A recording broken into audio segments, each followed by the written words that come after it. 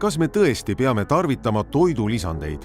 Kas treenimisest ja tervislikust ning mitmekesisest toitumisest ei piisa? Kas toidulisandid pole ebaloomulik viis toitainete kättesaamiseks? Tegelikult on füüsiline treening ning tervislik toitumine lausa hädavajalikud. Kuid tänapäeva eluviis ja toitumisharjumused on meie esivanemate omadest väga erinevad. Seetõttu saab tänu rikastatud toidule ning toidulisanditele säilitada õiget toitainete tasakaalu. Tänapäeval ei saa enam ühtki tegevust nimetada loomulikuks. Me sööme suurtes kogustes töödeldud toitu. Meie põllumajanduslik toidutootmine on rohkem huvitatud selle väljanägemisest kui selle toiteväärtusest. Ja paljud puu- ja köögiviljad korjatakse poolvalminuna, transporditakse maailma teise otsa ning ladustatakse mitmeks nädalaks, enne kui need lõpuks poeletile jõuavad. Kuid see polnud alati nii. Vaatame kiirelt üle, kuidas inimese elu viimase 150 000 aasta jooksul muutunud on. Esimesed 145 000 aastat sõime me sisuliselt kõike, mida kätte saime. Meie esivanemad korjasid metsikuid puuvilju, taimi, pähkleid ja marju ning jahtisid liha ja püüdsid kala. Kuid nende toidud olid väga erinevad sellest, mida me tänapäeval sööme. Neile meeldis süüa oma saaklooma sisikonda, peensoolt, maksa, südant ja luuüdi. Neil osadel on palju suurem toiteväärtus kui lihaskoel, mida tänapäeval süüa eelistatakse. Tänapäeva puu- ja köögiviljad on samuti hoopis teistsugused kui need, mida meie esivanemad metsikust loodusest korjasid. Näiteks oli metsikaõun pisike, kõva ja hapu puuvili, mis tänapäeva toidupoes ostukorvi ei jõuaks, kuid selle toiteväärtus oli kordades suurem kui aretatud õunal, mida tänapäeval suurtes kogustes kasvatatakse. Viimase 5000 aastaga on elu väga palju muutunud. Selle ajaga oleme õppinud ära teraviljakasvatuse, karjapidamise ja toidu valmistamise, et toit oleks kergemini seeditav ja säilitatav. Põllumajanduse tekkides muutus võimalikuks palju suuremate koguste toidu tootmine. Äkitselt suutsime toota palju rohkem, kui tarbida jõuti. Ja õppisime ära toidu säilitamise pikaks perioodiks. Tänu sellele revolutsioonile sai võimalikuks aja ja energia kogumine, et ehitada püramiide, kogukondi ja maailma usundeid.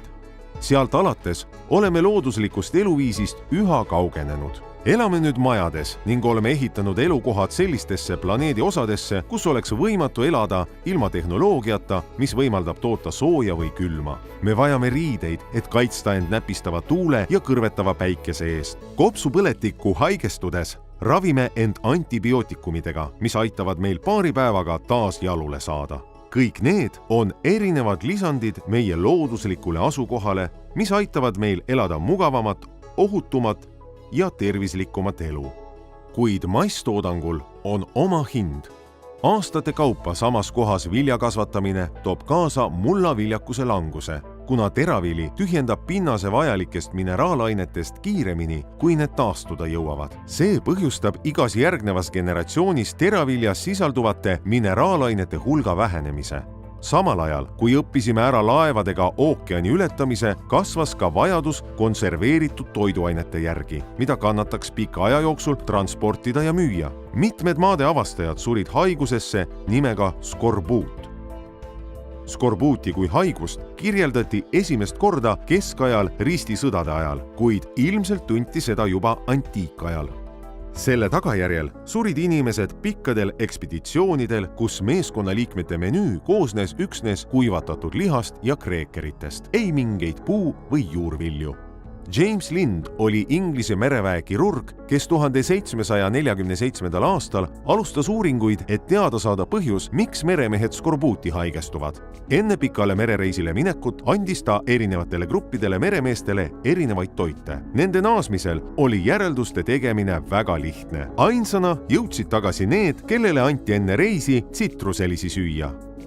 Nagu paljude teiste terviseteemadega, läks palju aega mööda enne, kui James Lindi järeldusi tunnustati. Kuid enne sajandivahetust 1795. aastal võttis Briti merevägi tsitrusemahla pikkadel merereisidel kasutusse. Lindi katse oli üks esimesi toidulisandite uuringuid. ning rohkem kui 2 sajandit tagasi suutis ta tõestada, et puudujääke toitumises on võimalik kompenseerida, kasutades selleks kontsentreeritud toitainet. Tulles tagasi küsimuse juurde, miks me peaksime kasutama toidulisandeid? Me peaksime seda tegema, sest intensiivne toidu tootmine koos pikkade transpordi- ja ladustamisaegadega võib lõpptoodangu toiteväärtust vähendada. Töödeldud toidud, mis koosnevad suures osas suhkrust, süsivesikutest ja vähese toiteväärtusega lihast, moodustavad suure osa paljude inimeste menüüst. Samaaegne laialdane taimekaitsevahendite ja kemikaalide kasutamine põllumajanduses suurendab kaitsvate mikroelementide vajadust. Meie liigi eripära ongi see, et me oleme alati otsinud uusi, leidlikke viise oma nõrkuste kompenseerimiseks. Toidulisandite tarvitamine on lihtne moodus kompenseerida väiksema koguse täisväärtusliku toidu kasutamist. Farmanord on üks Euroopa juhtivatest preventiivsete toidulisandite ja loodustoodete tootjatest. Lisainfo saamiseks külasta www.farmanord.ee.